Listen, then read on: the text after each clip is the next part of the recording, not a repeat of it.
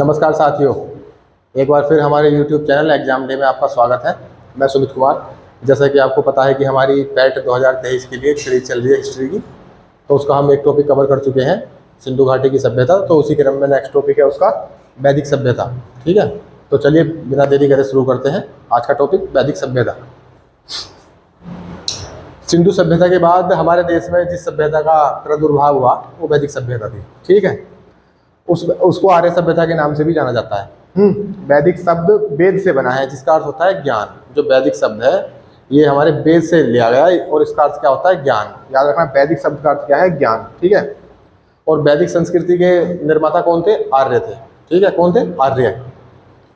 और वैदिक संस्कृति में आर्य शब्द का अर्थ जो है ना, आर्य शब्द का अर्थ होता है श्रेष्ठ, उत्तम, अभिजात, कुलीन, यानी सर्वश्रेष्ठ बताया गया है।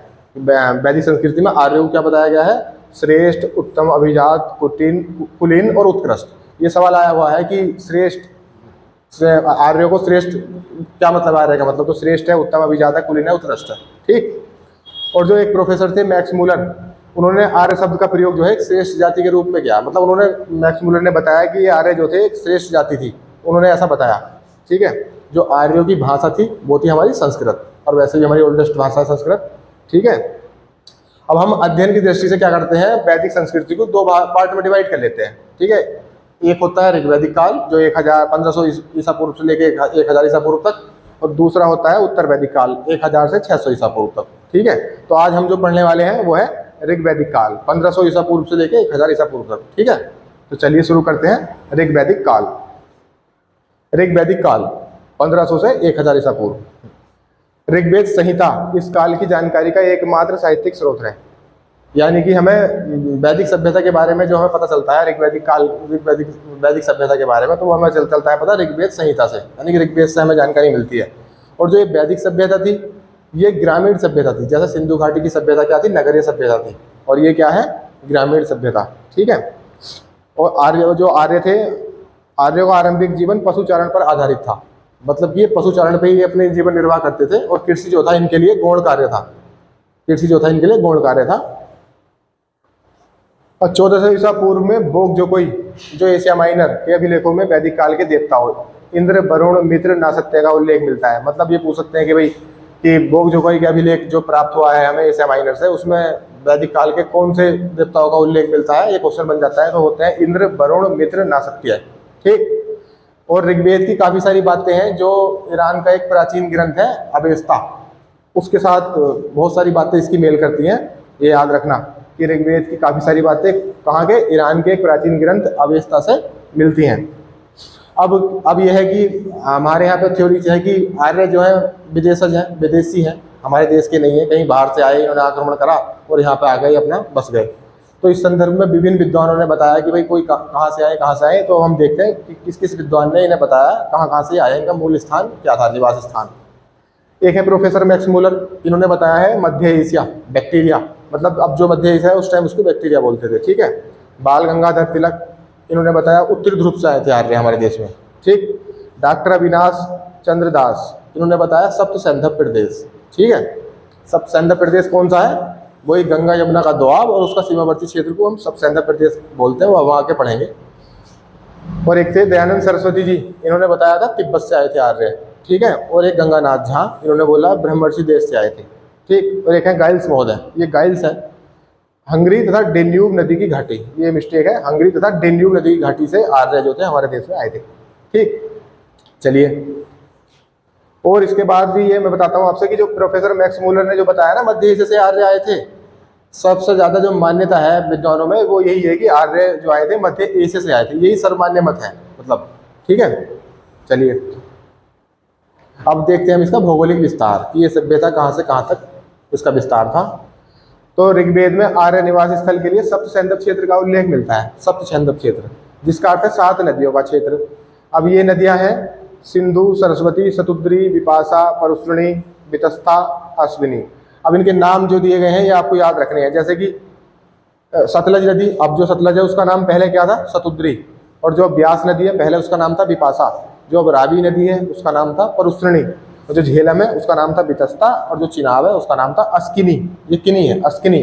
ठीक है, ये क्वेश्चन बन जाता है कि इन नदियों के प्राचीन नाम क्या थे, आए हुए भी क्वेश्चन है, तो ये ध्यान रखना है। और अभी मैंने आपको बताया था ना सबसे आंध्र प्रदेश, गंगा यमुना उनका दोआब नहीं, इन नदियों के क्षेत्र जो था वो सबसे आंध्र प्रदेश है, वो मिस्टेक से वैसा हो गया था। चलिए नेक्स्ट देखते हैं। ऋग्वेद से प्राप्त जानकारी के अनुसार आर्यों का विस्तार अफगानिस्तान, पंजाब, पश्चिमी उत्तर प्रदेश में था। यानी कि ये कहाँ कहाँ पर स्थित थे? अफगानिस्तान, पंजाब और पश्चिमी उत्तर प्रदेश में। सतलज से यमुना तक का क्षेत्र क्या कहलाता है? ब्रह्मवर्त। ये याद रखना, सतलज से यमुना तक का क्षेत्र ब्रह्मवर्त कहलाता था। और गंगा व यमुना के दोआब क्षेत्र व उसके सीमावर्ती क्षेत्र पर भी आर्यों ने कब्जा कर लिया, जिसे ब्रह्मर्षि देश, जो मैं आपसे बताया था सबसे आंध्र प्रदेश नहीं था, वो था गंगा और यमुना के दोआब क्षेत्र को हम क्या बोलते हैं? ब्रह्मर्षि देश, ठीक है, जिसे आर्यव्रत भी कहा जाता है। उत्तर भारत में भी आर्यों ने विस्तार कर लिया था अपना, हमारे उत्तर नॉर्थ इंडिया में, तो उसको बोलते थे हम आर्यव्रत, ठीक है। और गंगा यमुना के दोआब क्षेत्र को क्या बोलते हैं? ब्रह्मर्षि देश, ठीक है, ये याद रखना है। और वैदिक संहिता, वैदिक संहिताओं में कितनी नदियों का उल्लेख किया गया है? 31 नदियों का उल्लेख, ये याद रखना है। जितनी भी नदियों का, ये इंपॉर्टेंट है, क्वेश्चन बन जाते हैं ऐसे। वैदिक संहिता में 31 नदियों का उल्लेख मिलता है, ठीक है, जिनमें से ऋग्वेद में कितनी नदियों का उल्लेख है? 25 नदियों का। वैदिक संहिता में कितना है? 31 नदियों का। और ऋग्वेद में कितना है? 25 नदियों का। और ऋग्वेद का एक नदी सूक्त है, उसमें केवल 21 नदियों का वर्णन किया गया है। तो ये 3 है, कंफ्यूज मत होना। वैदिक संहिता में 31 नदियों का, और ऋग्वेद में 25 नदियों का, और जो ऋग्वेद का नदी सूक्त है उसमें 21 नदियों का उल्लेख किया गया है, ठीक है। और इस काल की जो सबसे महत्वपूर्ण नदी है ना, वो सिंधु को बताया गया है। इस काल की जो महत्वपूर्ण नदी है वो बताया गया सिंधु को। और जबकि सबसे पवित्र नदी कौन सी है? सरस्वती, जो अब विलुप्त हो चुकी है। उस समय पे एग्जिस्ट करती होगी, बट सबसे पवित्र कौन सी थी? सरस्वती। और सबसे महत्वपूर्ण सिंधु नदी, ठीक है। और जिसको क्या बोलते थे हम सरस्वती नदी को? देवी तमा, माते तमा, नदी तमा। ये क्वेश्चन पूछा गया है कि सरस्वती नदी के अन्य नाम क्या है? देवी तमा, माते तमा, नदी तमा, ये याद रखना है, ठीक। चलिए अब आगे देखते हैं। मगर आपको ये याद रखना है कि सरस्वती नदी सबसे पवित्र नदी है और सबसे महत्वपूर्ण नदी सिंधु नदी है। और सरस्वती नदी के अन्य नाम क्या है? देवी तमा, माते तमा, नदी तमा, ये आपको याद रखना है, ठीक है। ऋग्वेद में गंगा नदी का 1 बार, मतलब गंगा नदी का भी उल्लेख है ऋग्वेद में, और यमुना नदी का 3 बार। यानी कि गंगा नदी का कितनी बार उल्लेख है? 1 बार, और यमुना नदी का 3 बार। ये याद रखना है कि ऋग्वेद, ये क्वेश्चन बन सकता है कि ऋग्वेद में गंगा नदी का कितनी बार उल्लेख किया गया है? तो 1 बार, और यमुना का 3 बार, है ना। और ऋग्वेद में हमारे हिमालय पर्वत का भी उल्लेख है, हिमालय पर्वत का उल्लेख है, और उसकी एक चोटी भी है मुंजवत, उसका भी उल्लेख मिलता है ऋग्वेद में, ठीक है। ये याद रखना, ये आया हुआ क्वेश्चन है। ऋग्वेद में हिमालय पर्वत की किस चोटी का उल्लेख मिलता है? तो उसका नाम है मुंजवत, ठीक है, याद रखना, इंपॉर्टेंट है ये। चलिए नेक्स्ट देखते हैं अब देखते हैं हम इसकी सामाजिक स्थिति क्या थी इनकी, उनका सामाजिक ढांचा, सामाजिक स्ट्रक्चर किस तरह का था वैदिक काल में, ठीक। तो ऋग्वैदिक समाज पितृसत्तात्मक था। सामाजिक संगठन का आधार गोत्र था। जैसे कि हमारी सिंधु घाटी सभ्यता में समाज क्या था? मातृ सत्तात्मक। और ऋग्वैदिक काल में क्या हो गया है? पितृसत्तात्मक। और सामाजिक संगठन का आधार क्या था? गोत्र, ठीक है। और समाज की सबसे छोटी इकाई जो थी वो थी परिवार या फिर कुल। ये याद रखना, समाज की सबसे छोटी इकाई परिवार या कुल। और ऋग्वैदिक समाज क्या था? पितृसत्तात्मक, ठीक है। और सबसे छोटी इकाई परिवार या कुल थी, और उसका मुखिया होता था पिता, जिसे हम कहते थे कुलप। हाँ, ऋग्वैदिक समाज की सबसे छोटी इकाई परिवार और उसका मुखिया पिता, और जिसको क्या बोलते थे? कुलप, ठीक है, याद रखना, इंपॉर्टेंट है कुलप। संयुक्त परिवार की प्रथा प्रचलित थी, जैसे दादा दादी, नाना नानी सब एक जगह, संयुक्त परिवार की प्रथा प्रचलित थी। और ऋग्वेद के 10वें मंडल में वर्णित, ये क्वेश्चन आ सकता है कि पुरुष सूक्त का वर्णन ऋग्वेद के किस मंडल में है? ये भी क्वेश्चन बनता है। तो पुरुष सूक्त का वर्णन जो है ऋग्वेद के कौन से मंडल में है? 10वें मंडल में है। 4 वर्णों का उत्पत्ति का वर्णन मिलता है। और 4 वर्णों की उत्पत्ति, जैसे ब्राह्मण, क्षत्रिय, शूद्र, वैश्य, इसकी उत्पत्ति कहाँ पे देखने को मिलती है? पुरुष सूक्त में, और ऋग्वेद के 10वें मंडल में। ये इंपॉर्टेंट है, याद रखना, ठीक है। और इस काल में क्या था? ऋग्वैदिक काल में स्त्रियां यज्ञ में भाग लेती थी। और हमारे यहाँ इसमें बाल विवाह, सती प्रथा, पर्दा प्रथा का प्रचलन नहीं था। ये कुप्रथाएं हैं, बाल विवाह, सती प्रथा, पर्दा प्रथा, इनका कोई प्रचलन नहीं था। जब ये सोचो, उस टाइम पे ऋग्वैदिक काल में इनका कोई प्रमाण नहीं मिला है कि भाई इस तरह की कुप्रथाएं भी प्रचलित थी, ठीक है। पुत्रियों का उपनयन संस्कार किया जाता था। विधवा विवाह प्रचलन में था, मतलब विधवाओं का भी विवाह होता था और पुत्रियों का उपनयन संस्कार किया जाता था, ठीक है। ये सामाजिक स्थिति है इनकी। और विवाह में जैसे अब बहुत चलता दहेज ये वो, तो उस समय भी देखो विवाह में दहेज जैसी कुप्रथा का प्रचलन नहीं था। दहेज जैसी मतलब ये नहीं था कि देना ही देना है, ऐसा कुछ नहीं था। किंतु मगर अगर अपनी पुत्री को कोई अपनी स्वेच्छा से अगर कोई उपहार दिया जा रहा है, तो उस उपहार को हम बोलते थे बहतू, बहतू बोलते थे। वस्तु नहीं है, बहतू है, ठीक है।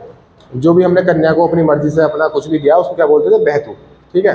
और जो आजीवन अविवाहित रहने वाली कन्या थी ऋग्वैदिक काल में, हम उनको बोलते थे अमाजु।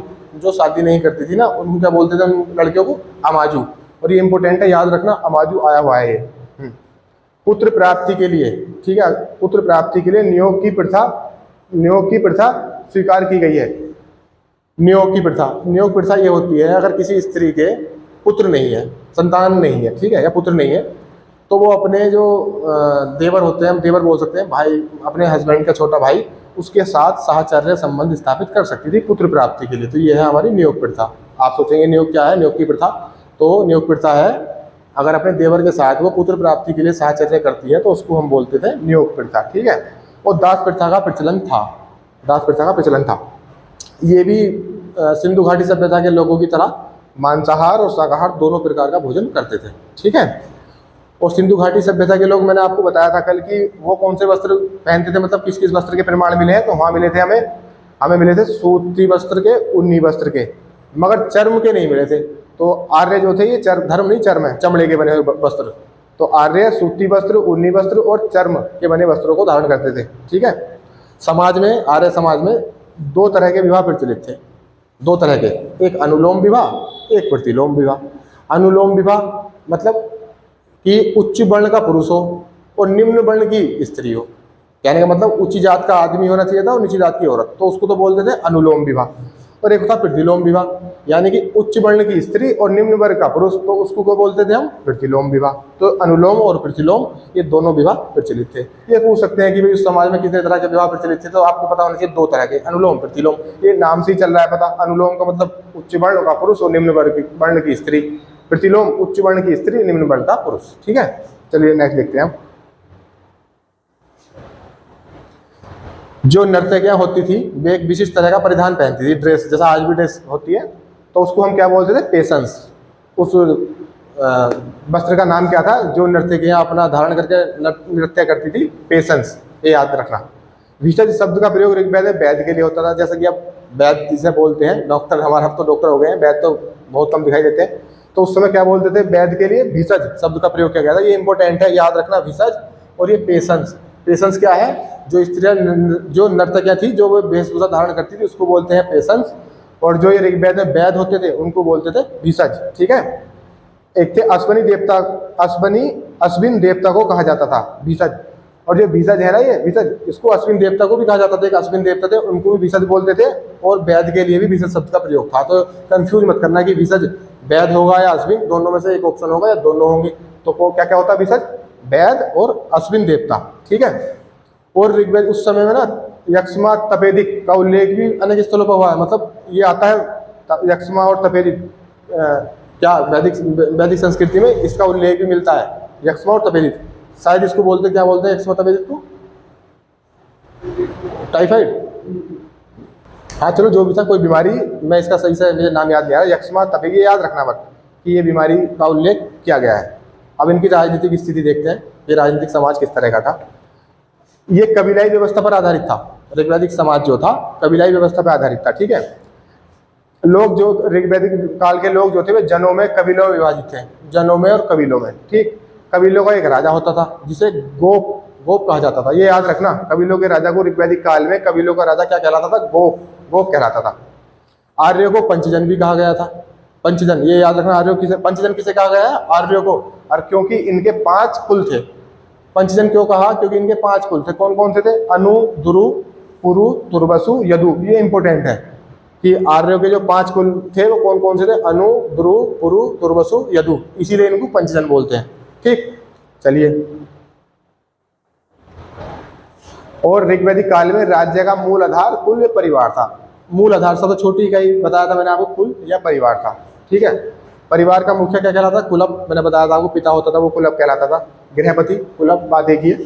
कुलों के आधार पर गांव का निर्माण होता था। पहले कुल, फिर उसके बाद जब 2-4 कुल इकट्ठे जितने भी होंगे तो उसके बाद क्या बना? गांव। और जिसका प्रमुख क्या होता था? गांव का ग्रामणी, गांव का प्रमुख ग्रामणी होता था। अनेक ग्राम मिलकर 20 बनाते थे।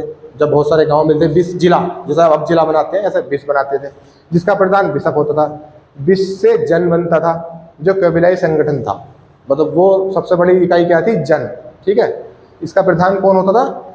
जनपति, ठीक है, जनपति होता था। ये याद रखना, कि जो मैंने आपको बताया है कि ये जो मुखिया तो कुलप होता था, ठीक है, और गांव का प्रमुख ग्रामणी होता था, और बहुत सारे गांव मिलकर बिस बनाते थे, और जिनका प्रधान बिस्पति होता था, और बिस से क्या बनता था, जन। तो ये पूछ सकते हैं, आपको बस पढ़ना हुआ है, ठीक है।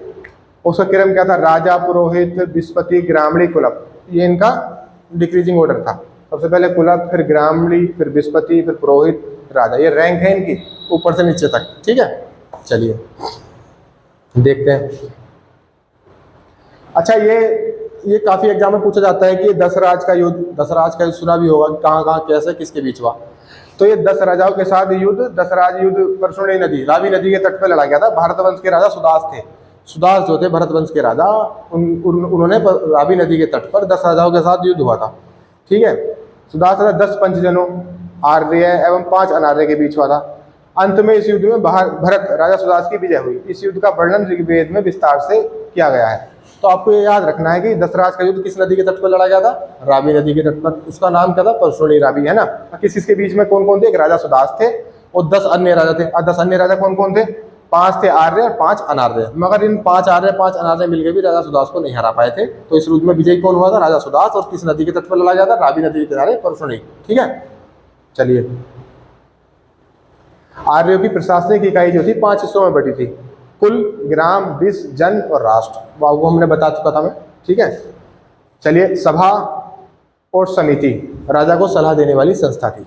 सभा जो थी, सभा में होते थे श्रेष्ठ और संभ्रांत लोगों की संस्था थी, जैसे कि उच्च कुल वाले हुए, जो राजा के मंत्री ये सब, तो वो किसमें बैठते थे, सभा में। जबकि समिति सामान्य जनता का प्रतिनिधित्व करती थी, जिसमें आम जन लोग, हम सब, तुम, ठीक है। समिति केंद्रीय राजनीतिक संस्था थी, कहलाती थी। समिति केंद्रीय राजनीतिक संस्था भी कहलाती थी, जो राजा की नियुक्ति, पद से हटाना, उस पर नियंत्रण रखती थी। विधत आर्यों की प्राचीन संस्था थी। ये याद रखना, जो विधत है ना, विधत, ये सवाल पूछा जाता है, आर्यों की सबसे प्राचीन संस्था कौन सी थी, विधत, ये याद रखना। स्त्रियां सभा एवं समिति में भाग ले सकती थी, ठीक है। चलिए,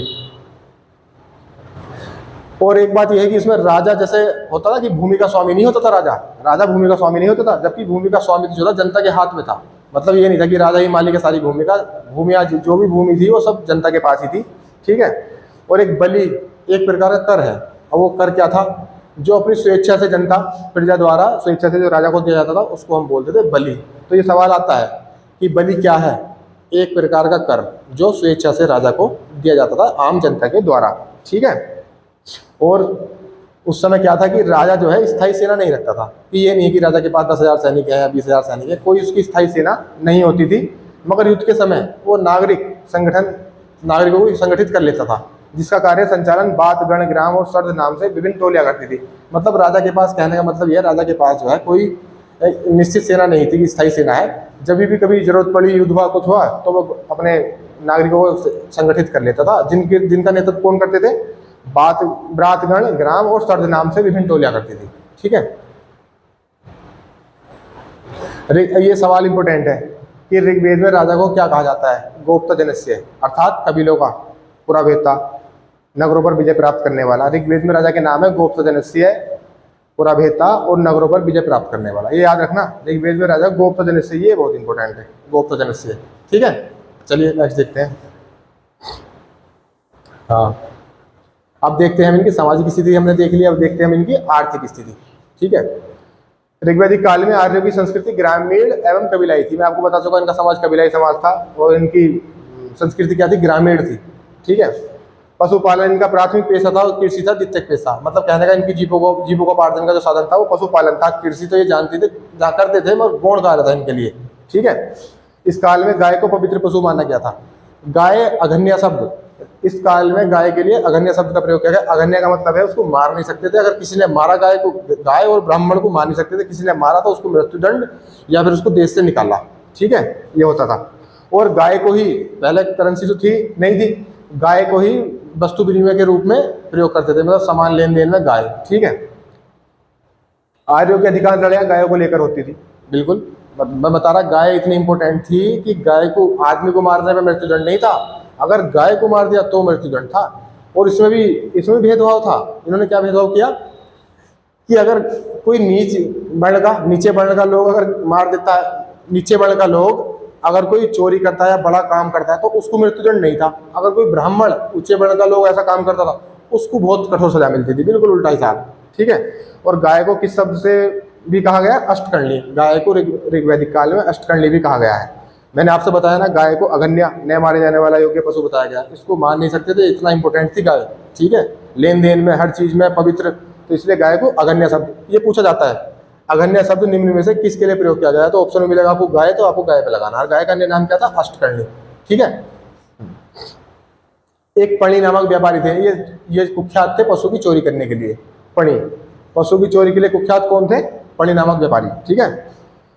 और पुत्री को हम बोलते थे दुहिता उस समय में। क्यों बोलते थे? क्योंकि वो गाय का दूध कहलाती थी, तो इसलिए हम पुत्री को दुहिता बोलते थे। हाँ। घोड़ा, घोड़ा आर्य समाज का बहुत उपयोगी पशु था। ठीक है। इसके अलावा गाय, बैल, भैंस, बकरी, ऊंट आदि पशु भी थे। ठीक है। इसमें हाथी का उल्लेख नहीं मिला है। गाय, बैल, भैंस, बकरी, ऊंट, इन सब का। ठीक है। और जो ऋग्वेद का चतुर्थ मंडल है उसमें कृषि कार्यों का भी वर्णन किया गया। अब ये सवाल बनता है देखो कि ऋग्वेद के किस मंडल में कृषि के बारे में बताया गया है, कृषि का वर्णन मिलता है? तो आपको याद रखना है चतुर्थ मंडल में। ऋग्वेद के किस मंडल में कृषि का वर्णन किया गया है? चतुर्थ मंडल में। किस मंडल में? चतुर्थ मंडल में। ठीक है। और एक ही अनाज का उल्लेख मिला है वहाँ, जो, जिसका पहला नाम क्या था? यव। और क्या बोलते हैं उसको? जो। ये इंपॉर्टेंट है। यव किसका नाम है? जो का। और ये भी इंपॉर्टेंट है, किसी कार्य का वर्णन कहाँ मिलता है? ऋग्वेद के चतुर्थ मंडल में। ठीक है, ये याद रखना दोनों। चलिए, एक बेकनाट होते थे, बेकनाट। ये पूछ लेते हैं बेकनाट कौन थे? बेकनाट वे थे सूदखोर, जो ब्याज पे पैसे देते थे और बहुत अधिक ब्याज लेते थे, खून चूस लेते थे एकदम आम जनता का। तो ये भी कुख्यात थे, बेकनाट। तो ये पूछ लेते हैं कि बेकनाट कौन थे? सूदखोर। ठीक है। सोना, अब जैसे हम सोना बोल रहे हैं, सोने के लिए किस शब्द का प्रयोग होता है? हिरण्य। ये याद रखना, इंपॉर्टेंट आया हुआ है ये। सोने के लिए किस शब्द का प्रयोग था? हिरण्य का। ठीक है। कपास का उल्लेख नहीं मिलता है, कपास का उल्लेख नहीं मिलता है। कपास सबसे पहले पैदा करने का श्रेय किसको दिया जाता है? सिंधु घाटी सभ्यता के लोगों को, जो मैं आपको कल बता चुका था। ये याद रखना, कपास का उल्लेख नहीं मिला है ऋग्वैदिक संस्कृति में, ऋग्वैदिक काल में। ठीक है। चलिए, लोहे से भी परिचित नहीं थे इस काल के लोग। इस काल के लोग किससे परिचित नहीं थे? लोहे से। ये आ सकता है ऑप्शन की, ऋग्वैदिक काल में 4 ऑप्शन दे देंगे, किस धातु से लोग परिचित नहीं थे? लोहे से। याद रखना, लोहे से परिचित नहीं थे। ठीक है। तो हमने इनकी, अब देखते हैं इनकी धार्मिक स्थिति, ये धार्मिक समाज किस तरह का था। ऋग्वैदिक काल में लोग जो भी धार्मिक कर्म कांड करते थे तो उनका मतलब ये था वह भौतिक सुखों की प्राप्ति के लिए। और भौतिक सुख क्या होता था उनके लिए? पुत्र एवं पशु, कि पुत्र हो और पशु हो, इसके लिए वे कर्म कांड करते थे, और वही उनका वो था धार्मिक कर्म कांड। ठीक है। आर्य बहुदेववादी होते हुए भी एक ईश्वरवाद में विश्वास करते थे। मतलब कहने का यह है कि ये जो आर्य जो थे, बहुत सारे देवताओं की पूजा करते थे, बहुत सारे देवताओं की, मगर बाद में उनका विश्वास यही था कि सब कुछ भगवान देवता जो भी है सब एक ही है। उसका मतलब ये आर्य बहुदेववादी होते हुए भी एक ईश्वरवाद में विश्वास करते थे। ठीक है। हाँ, चलिए, ऋग्वेद में देवताओं का उल्लेख तो मिलता है, काफी सारे देवताओं का, बहुत सारे, मगर इसमें देवियों का उल्लेख नहीं मिला। तो इससे हम कह सकते हैं कि ऋग्वैदिक काल में देवियों का अस्तित्व नहीं था, अभाव था उनका, मतलब इनके उसमें। प्रकृति के प्रतिनिधि के रूप में आर्यों के देवताओं की 3 श्रेणियां थी। आर्य प्रकृति के रूप में देवताओं की पूजा करते थे, उनकी 3 श्रेणियां थी। जैसे कि आकाश के देवता, आकाश के देवता कौन कौन से थे? सूर्य, धौंस, वरुण, मित्र, पूषण, विष्णु, सविता, आदित्य, उषा, अश्विन आदि। ये कौन से थे? आकाश के देवता। ठीक है, निगाह मार रहा है इन पे। ठीक है। एक दूसरे थे अंतरिक्ष के देवता। अंतरिक्ष से कौन कौन से देवता थे? इंद्र, रुद्र, मारुत, वायु, पर्जन्य, बादल, पर्जन्य को बादल ही बोलते हैं, यम, प्रजापति आदि। ये कौन से थे? अंतरिक्ष के देवता। तीसरे थे पृथ्वी के देवता। पृथ्वी के देवता में अग्नि, सोम, पृथ्वी, बृहस्पति, सरस्वती आदि। ठीक है। तो कितने देवता हुए? 3 तरह के। कौन कौन से? आकाश के देवता, अंतरिक्ष के देवता, और तीसरे नंबर के थे पृथ्वी के देवता। और इंद्र को क्या बोला है इसमें? पुरंदर। ये याद रखना, पुरंदर किसको बोला है, किस देवता को बोला गया है ऋग्वैदिक काल में? इंद्र को। ये इंपॉर्टेंट है। और सबसे ज्यादा ये इंपॉर्टेंट है कि ऋग्वेद में सबसे ज्यादा सूक्त किस देवता को समर्पित है? तो किसको? जैसे 250 किसको समर्पित है? इंद्र को सबसे ज्यादा समर्पित है। ठीक है। इंद्र को आर्य युद्ध का नेता मानते थे, वर्षा का देवता मानते थे, जो कि श्री कृष्ण लीला में भी दिखाया गया है ना। इंद्र को युद्ध का नेता, वर्षा, आंधी, तूफान का देवता, और दिखाया गया सबसे जल्दी यही भाग जाते थे। ठीक है। इंद्र आर्यों के सर्वाधिक महत्वपूर्ण देवता थे। आर्यों के, ठीक है। अब दूसरे महत्वपूर्ण देवता, अब ये याद रखना है सबसे महत्वपूर्ण कौन से थे, इंद्र। कितने सूक्त उनको समर्पित है, 250 सूक्त, ठीक है। किस किसके देवता थे वे, युद्ध के देवता थे और आंधी के देवता थे, वर्षा के देवता, तूफान के देवता, ठीक है। अब दूसरे महत्वपूर्ण देवता थे अग्नि, जिनको 200 सूक्त समर्पित है। सबसे ज्यादा किसको है, इंद्र को, कितने 250, और अग्नि को कितने हैं 200, ठीक है। अग्नि का कार्य क्या था, मनुष्य और देवता के बीच मध्यस्थता स्थापित करने का था। जैसा आज भी हम करते हैं कि अग्नि जलाते हैं, होम जलाते हैं। पता होगा आपको कि अग्नि का मतलब क्या होता है, अग्नि की पूजा जो करते हैं। एक अग्नि ऐसा साधन माना गया है हमारे ग्रंथों में कि आत्मा और परमात्मा का मिलन, कहने का मतलब समझ रहे हो, ये वही बता रहे हैं। अग्नि का कार्य मनुष्य एवं देवता के बीच मध्यस्थता स्थापित करना था, ठीक है। तीसरे प्रमुख देवता वरुण थे, जिनको कितने सूक्त समर्पित है, 30, और जो जल का प्रतिनिधि करते थे। और वरुण को क्या कहा गया है, ऋतस्य गोपा। ये इंपॉर्टेंट है कि क्या वरुण को क्या भी कहा गया है, ऋतस्य गोपा। तो 3 महत्वपूर्ण देवता हमने कौन कौन से बताए आपको, एक तो इंद्र बताए हैं, दूसरे अग्नि बताए हैं, और तीसरे वरुण बताए हैं। इंद्र को कितने सूक्त समर्पित है, 250, अग्नि को कितने हैं 200, और वरुण को कितने हैं 30, और वरुण को क्या कहा गया है, ऋतस्य गोपा। ये याद रखना है, ठीक है। और ये भी आ जाता है गायत्री मंत्र का उल्लेख। गायत्री मंत्र किस देवता को समर्पित है, तो किसको समर्पित है, सविता। गायत्री मंत्र सविता देवता को समर्पित है। किस देवता को, सविता को, ठीक है। और ये भी इंपॉर्टेंट है, गायत्री मंत्र का उल्लेख ऋग्वेद के किस मंडल में है, तो कौन से मंडल में है, तीसरे मंडल में। ये याद रखना कि गायत्री मंत्र का उल्लेख ऋग्वेद के किस मंडल में है, तीसरे मंडल में। और इसके रचनाकार कौन है, विश्वामित्र, ठीक है, विश्वामित्र। सोम देवता, सोम को हम किसका देवता मानते थे, पेय पदार्थ का देवता, है ना, मदिरा सोम। पेय पदार्थ का देवता कौन है, सोम, जिसका उल्लेख ऋग्वेद के 9वें मंडल में है। ये भी याद रखना है कि सोम को पेय पदार्थ का देवता मानते हैं। और किसका उल्लेख कहाँ पर, ऋग्वेद के 9वें मंडल में। घोष को ऋग्वैदिक कालीन देवताओं में सबसे प्राचीन माना जाता है। जो ऋग्वैदिक कालीन जितने भी देवता थे, अगर पूछ रहे कि सबसे प्राचीन किसको माना जाता है, तो वे थे घोष, ठीक है। चलिए, सरस्वती नदी की देवी थी। नदियों की देवी कौन थी, सरस्वती। मगर पता, मैंने आपको बताया कि वैदिक संस्कृति जो है ऋग्वैदिक काल और उत्तर वैदिक काल में डिवाइड करके हम पढ़ेंगे। तो देखो मजे की बात, ये जो सरस्वती नदी है, ऋग्वैदिक काल में तो थी ये विद्या की देवी, वो है ना। और उत्तर वैदिक काल में सरस्वती नदी सरस्वती जो थी वो नदियों की देवी थी, ठीक है, उसमें ऋग्वैदिक काल में। जब हम उत्तर वैदिक काल में आए तो सरस्वती बन गई विद्या की देवी, ठीक है। ऋग्वैदिक काल में मूर्ति पूजा का उल्लेख नहीं मिलता है, मतलब मूर्ति पूजा नहीं होती थी। पूषण, देखो जैसे सरस्वती के साथ हुआ ऐसी पूषण ऋग्वैदिक काल में पशुओं के देवता थे, और जो हम नेक्स्ट पार्ट कल पढ़ेंगे उत्तर वैदिक काल में आते आते हुए शूद्रों के देवता हो गए, ठीक है। चलिए, रुद्र से संबंधित, मतलब जैसे कि शिव से समझो। रुद्र अनैतिक आचरण से संबंध माने जाते थे, ठीक है। ये चिकित्सा के रख सकते। हालर, एक यूनानी दार्शनिक है, हालर ने यूनानी देवता अपोलो के समान माना है। रुद्र को कभी कभी शिव और कल्याणकार भी कहा जाता है, ठीक है। जो इनकी उपासना का उद्देश्य था, मैंने आपको बताया भौतिक सुखों की प्राप्ति था। उपासना की विधि क्या थी, प्रार्थना करना, प्रेयर करना और यज्ञ करना, ठीक है। भौतिक सुख की प्राप्ति के लिए लोग कर्मकांड करते थे। अब भौतिक सुख क्या था उनका, पुत्र प्राप्ति और पशु प्राप्ति, ठीक है। अरण्यानी ऋग्वैदिक काल में जंगल की देवी थी। ये सवाल बनता है कि जंगल की देवी को क्या बोलते हैं, तो क्या बोलते थे, अरण्यानी, ठीक है। ऋग्वैदिक काल के पहले और 10वें मंडल की रचना सबसे बाद में की गई है। ये सवाल बनता है कि ऋग्वैदिक काल में कौन सा मंडल है जिनकी रचना सबसे बाद में की गई, तो वो कौन सा है, पहला और 10वां, ये आपको याद रखना है, ठीक है। चलिए, अब हम कुछ 2 इंपॉर्टेंट सारणियां देखते हैं जिनसे क्वेश्चन बनने की संभावना मैक्सिमम रहती है, बनते हैं क्वेश्चन। तो ऋग्वैदिक कालीन नदियाँ मैंने आपको पहले ही बताया था, फिर भी मैंने सोचा एक जगह सारणी बनाकर दे देते हैं, तो आपको रिवीजन में आसानी रहेगी। तो प्राचीन नाम और ये है आधुनिक नाम, जो अब हम बोलते हैं, ठीक है। परुश्रेणी, इसका आधुनिक नाम क्या है, राबी। शतुद्री, इसका आधुनिक नाम क्या है, सतलज। अस्किनी, इसका आधुनिक नाम क्या है, चिनाब। वितस्ता, इसका आधुनिक नाम क्या है, झेलम। विपाशा, इसका आधुनिक नाम क्या है, ब्यास, ठीक है। गोमती, इसका आधुनिक नाम क्या है, गोमल। कुंभ या कुंभा, इसका आधुनिक नाम है, काबुल। और सदानीरा, इसका आधुनिक नाम है, गंडक। कुमु, इसका आधुनिक नाम है, कुर्रम। सिंधु, इंडस, ठीक है। ये आपको याद रखना है।